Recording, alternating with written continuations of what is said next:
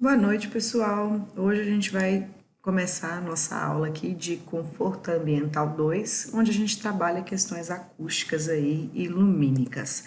Hoje a gente faz ainda na nossa unidade 1, somente na seção 3 agora. A seção 3 dessa unidade fala sobre a legislação e normas sobre acústica em edificações. A gente começa então a falar da parte realmente de legislação aí que implica na hora de fazer o nosso projeto. Para começar, a gente precisa discutir sobre o que é uma norma, né? E para que uma norma serve. Então, as normas são elaboradas com o objetivo de regulamentar a qualidade, a classificação, a produção e o emprego de serviços e materiais em suas mais diversas aplicações em determinados segmentos.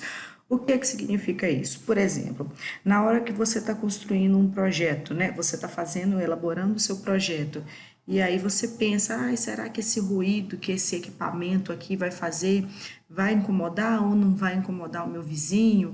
Aí você pode, né, por benefício próprio, falar, não, isso aqui não vai incomodar meu vizinho, não gera tanto ruído assim e etc. A norma está aí para proteger o seu vizinho nesse caso, né? Falar, olha, se passou de tantos decibéis, sim, gera um incômodo, não pode acontecer.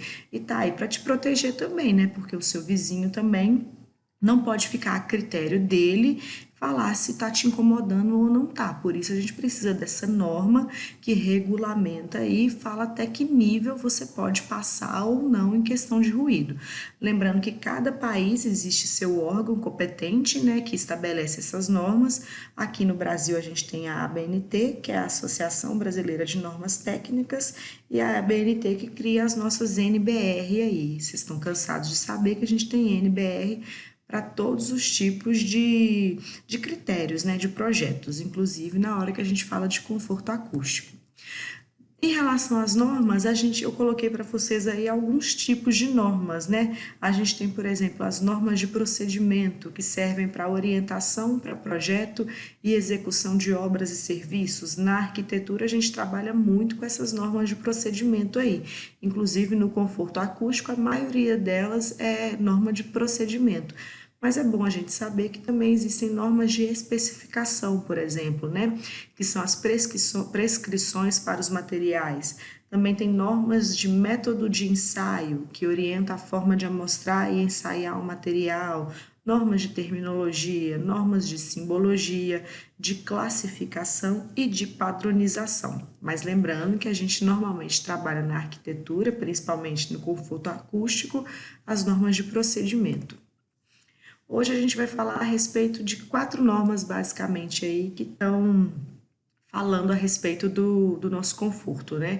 A primeira delas é a NBR 10151, que ela fala sobre acústica, avaliação do ruído em áreas habitadas, visando o conforto da comunidade.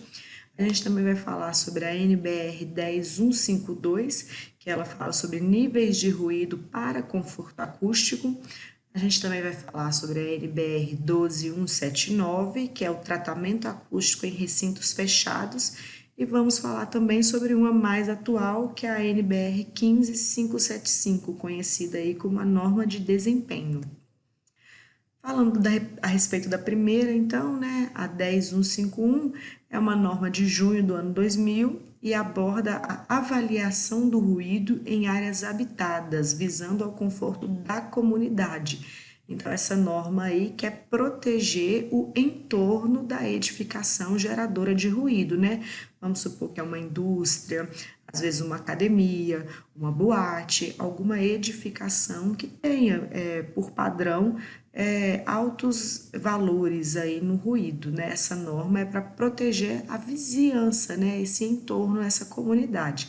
Então, os principais objetivos dessa norma são fixar condições para avaliar a aceitabilidade do ruído gerado em comunidades, mesmo que não existam reclamações. Isso é mega importante. Não é preciso esperar que a vizinhança faça reclamações, façam boletins de ocorrência reclamando do ruído. Ela existe para te proteger, para não precisar chegar nesse nível de estresse, né? Desde o início você já tem, por lei, pela norma, a garantia aí de que é aquela construção, e quando eu digo construção não é a obra, viu, gente? É o ruído que aquela edificação por natureza faz, no caso de uma academia, de uma boate, de uma indústria, tá? Então, essa norma também serve para especificar uma metodologia para a medição do ruído e também correções nos níveis medidos. Isso também é super importante, porque eu preciso ter essa metodologia para medição.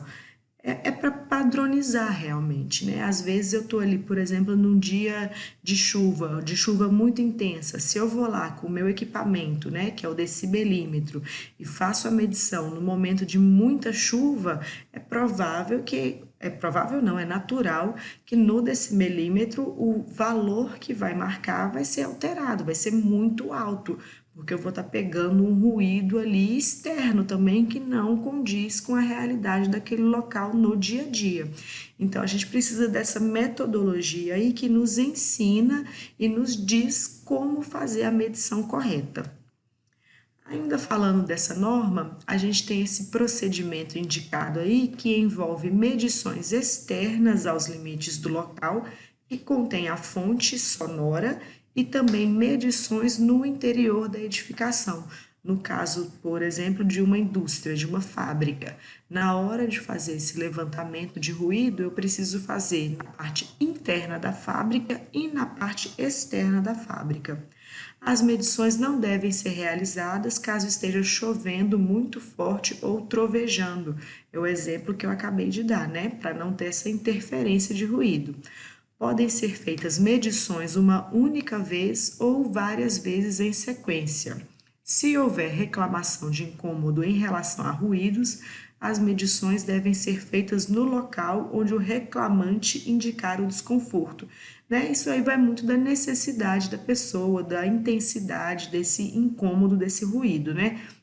Lembrando que eu posso ir lá fazer uma medição uma única vez, ou pode ser que seja necessário eu fazer várias medições.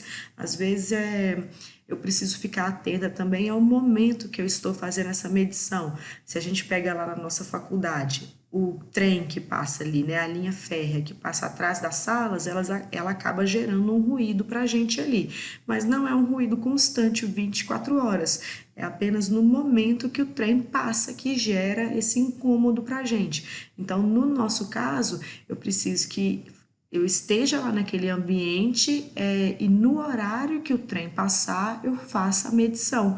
Porque se eu fizer a medição no momento que o trem não está passando, o resultado que eu vou ter vai ser que aquele ruído que aparece ali no decibelímetro para mim é permitido por lei, né? Mas a gente está falando de um momento específico, então tem que tomar cuidado com esses detalhes assim.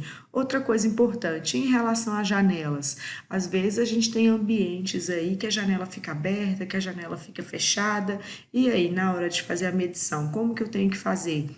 Eu tenho que fazer a medição de acordo com o que eu uso no dia a dia normalmente. Se normalmente as janelas ficam abertas, as medições precisam ser feitas de janela aberta. Se normalmente as janelas ficam fechadas, as medições precisam ser feitas de acordo e as janelas devem permanecer fechadas, tá bom?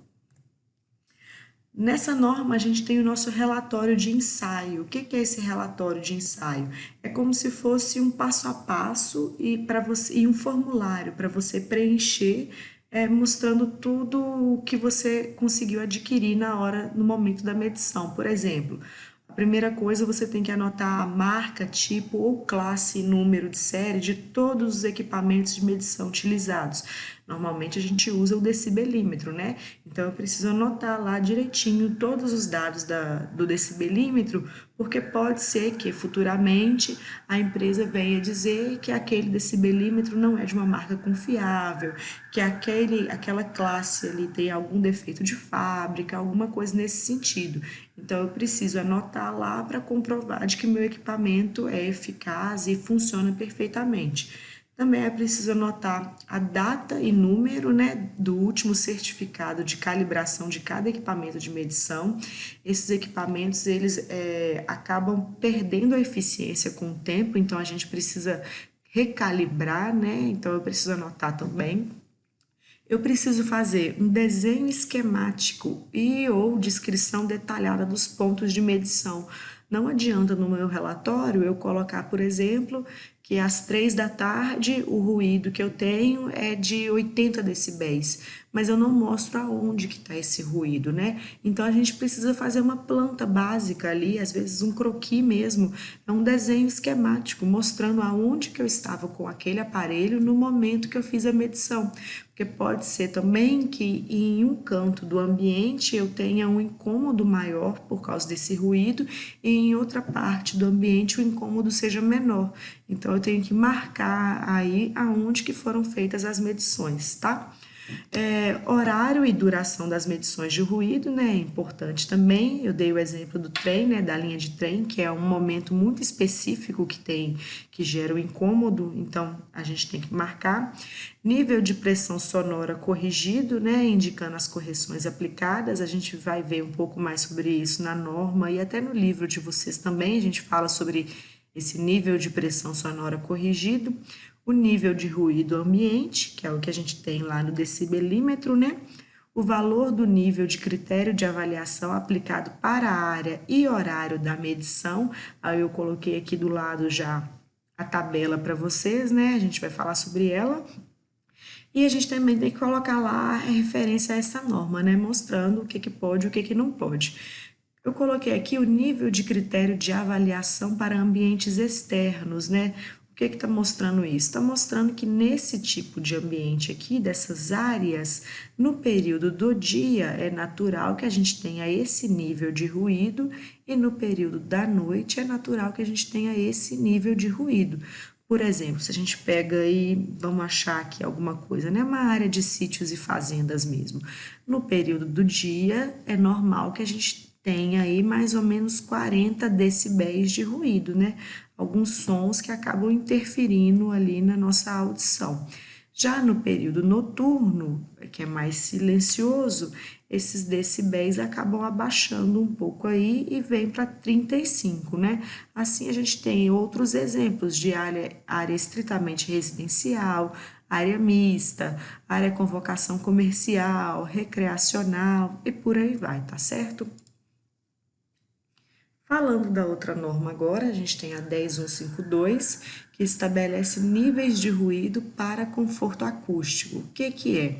Essa norma é de dezembro de 87 e tem por objetivo fixar os níveis de ruído ou som, né, compatíveis com o conforto acústico em diversos ambientes. A gente tem falado desde o início das aulas aí que um pouquinho de ruído é natural, né? Até porque a gente ficar com silêncio absoluto é praticamente impossível. Então a gente tem que entender que a norma, ela consegue falar para a gente aí o que é aceitável e o que não é aceitável em relação a esses ruídos, né? Agora mesmo eu tô tendo um ruídozinho aí na rua, mas tudo bem. Aqui ao lado eu coloquei para vocês um quadro que ele ilustra, né, em decibéis o valor de nível sonoro para conforto. Como assim? Aqui a gente tem o valor que seria o ideal nessa primeira coluna aqui, né? Esse valor menor seria o valor de nível de conforto ideal. E nessa segunda coluna aqui, que é o valor mais alto, a gente tem o que seria um máximo aceitável aí para aquela finalidade. Vamos dar um exemplo? Se eu venho aqui na categoria escolas e venho na parte de sala de aula e laboratório, a norma está me dizendo que é confortável eu ter um ruído de até 40 decibéis nesses momentos, na sala de aula e laboratório, nesses locais, né? Se eu estiver com um ruído de 50 decibéis, é aceitável, mas é o máximo. Esse ruído não deve ser superior a isso. Ou seja, se em uma sala de aula ou laboratório eu tenho ruídos de 60, 70 decibéis, eles estão acima do indicado aí para a gente na norma, certo?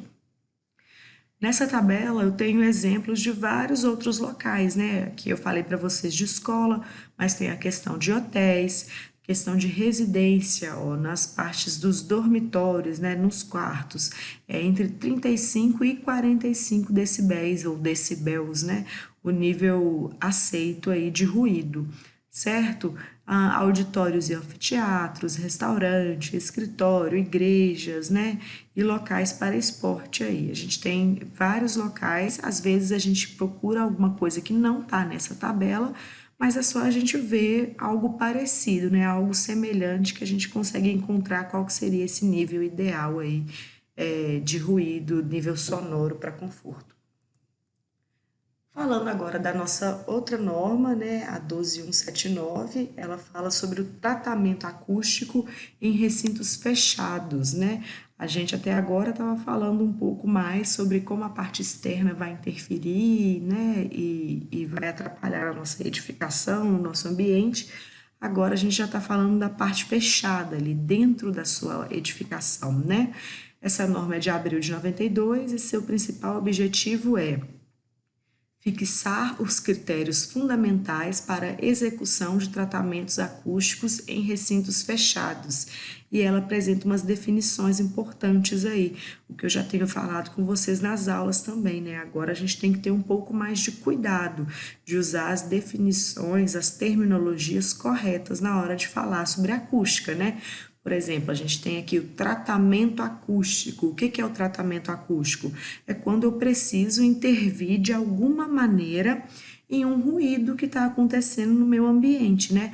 Às vezes eu coloco um material isolante, às vezes eu preciso de alguma forma amplificar aquele som também. Tudo isso daí é um tratamento acústico. O som, né, é o barulho, o que a gente escuta, sendo que o ruído é o som desagradável, né? O ruído é tudo aquilo ali que a gente não gosta mais de ouvir, que gera incômodo. E a gente falou até que o ruído às vezes é uma coisa um pouco subjetiva, né? Tem coisa que para mim é muito incômodo, para outras pessoas não é tão incômodo assim. Vamos dar um exemplo, latido de cachorro. Latido de cachorro, para mim, não é uma coisa tão incômoda. Para outras pessoas, um latido de cachorro é um ruído muito desagradável, né? Porém, a gente tem aí alguns sons, alguns ruídos que eles são incômodos de uma maneira geral para a grande maioria da população, né? Um exemplo, uma britadeira, né, no asfalto, se você está tentando dormir e tem lá uma britadeira, algo fazendo um ruído muito intenso, ele vai ser incômodo, né? A gente também tem a questão do isolamento acústico, que é quando a gente precisa evitar que o som entre no ambiente ou saia daquele ambiente. Então a gente isola aquele ambiente, né? A gente tem o condicionamento acústico, que é quando a gente tenta trabalhar aquele som de uma maneira mais eficaz, e a gente tem ainda o tempo de reverberação. Se eu não me engano, nas aulas a gente ainda não entrou no assunto tempo de reverberação, mas é uma coisa que a gente vai falar ainda a respeito, que ela é muito importante também na hora que a gente fala de acústica, e vocês vão ver aí que em alguns ambientes o tempo de reverberação é bem diferente de outros ambientes por causa do material. O material aplicado naquele ambiente ali, o material do piso, da parede, do teto, faz muita diferença na hora da gente calcular esse tempo de reverberação. Ainda falando sobre essa norma, a gente tem aí que ela descreve um roteiro para o desenvolvimento do tratamento acústico do recinto, que compreende determinações para isolamento e condicionamento acústico, além do cálculo do tempo de reverberação. Nós vamos ver sobre esse cálculo de tempo e de reverberação ainda. O tempo de reverberação é o tempo necessário para que um som deixe de ser ouvido após a extinção da fonte sonora e é expresso em segundos. Como assim? Vou dar um exemplo para vocês.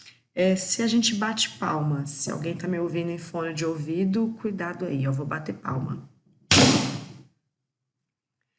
Reparem que no momento que eu bato a palma, a gente escuta o som, né? E quando a minha mão já se encontrou na outra mão, ou seja, a fonte sonora já cessou, já terminou, por alguns segundinhos ainda, milésimos de segundo, o ruído prevalece, permanece, né? Ele continua no tempo. mesmo depois das minhas mãos já estarem juntas. Esse ruído, essa reverberação, ela é muito nítida, por exemplo, em um banheiro. Eu recomendo que vocês façam esse teste. Vá até o banheiro da casa de vocês, né? De preferência sozinhos, né? Porque quando a gente coloca pessoas dentro do banheiro, esse tempo de reverberação muda. Vai até o banheiro da casa de vocês, fecha a porta direitinho e bate uma palma bem forte lá. É natural que vocês escutem o estalo da palma se perpetuar por um tempinho ainda, mesmo depois que vocês já tenham terminado de bater essa palma. Isso aí é a reverberação. Em alguns ambientes a gente vai ver que a reverberação é legal, ela é bacana para o som que tem ali, por exemplo, numa igreja católica. Igreja católica é muito comum que tenha o coral, né, as pessoas cantando, e aí quando a gente tem uma reverberação adequada, o coral ele tem um som mais bonito, parece mais intenso, parecem mais vozes cantando, então isso é legal. Agora, em outros momentos, se eu tenho numa sala de aula uma reverberação muito alta, para vocês entenderem a fala do professor, às vezes fica um pouco complicado, o som não fica tão nítido mais, né? E por isso a gente tem que fazer esse cálculo aí e prever a reverberação de cada espaço. Ainda em relação a essa norma, a gente tem aí o isolamento acústico, né? E cada material apresenta um valor diferente na hora de resolver, de solucionar essa questão de isolamento acústico, né? Esses devem ser considerados na escolha da composição do ambiente para garantir um tempo de reverberação do som maior ou menor, de acordo com o objetivo do ambiente. Mais uma vez eu coloquei aí para vocês uma tabela, né, que eu estou falando sobre isolamento acústico de diversos materiais. O que é que essa tabela está querendo me dizer?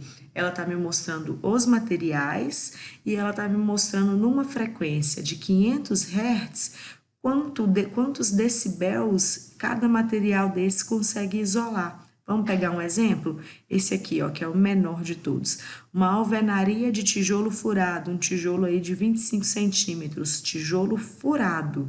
Ele faz pouco isolamento acústico, né? Ele consegue isolar apenas 10 decibéis aí, ou decibéis, né? É o máximo que ele consegue isolar. Percebam aí a diferença dele para o tijolo maciço, que é o de cima.